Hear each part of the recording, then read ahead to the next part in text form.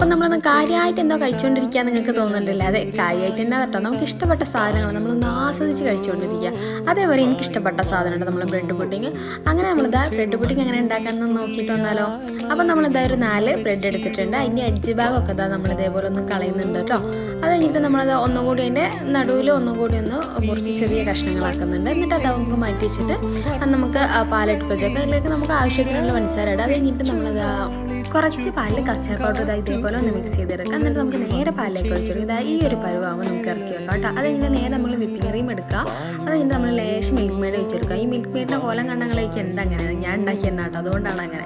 അത് കഴിഞ്ഞിട്ട് നമ്മൾ ലേശം ബട്ടറിലേക്ക് ഇട്ടിട്ട് ഇതേപോലെ ചെറുതായിട്ടൊന്ന് ഇതാക്കി എടുക്കുന്നുണ്ട് നമ്മൾ ബ്രെഡ്. അത് കഴിഞ്ഞിട്ട് നമ്മളിതാ കസ്റ്റാർഡ് ആ പാലും കൂടി ഉള്ളതൊന്ന് ഒഴിച്ചു കൊടുക്കുക. അതിൻ്റെ മേലേക്ക് ഒരു ഇതും കൂടി ലെയറും കൂടി വെച്ച് കൊടുത്തിട്ട് കുറച്ചുകൂടി കസ്റ്റാർഡ് ഒഴിച്ച് കൊടുക്കുക. പിന്നെ ഏറ്റവും ടോപ്പിലായിട്ട് ഫ്രഷ് ക്രീം കൊണ്ട് ഒഴിച്ചു കൊടുക്കും. പിന്നെ ലേശം ബദാമും കുറച്ച് ജെറിയും കൂടി വെച്ചിട്ട് ഞാൻ ഡെക്കറേറ്റ് ചെയ്തെടുത്തിട്ടുണ്ട്. അപ്പോൾ ഇത്രയേ ഉള്ളൂ. അപ്പോൾ ടാറ്റാ.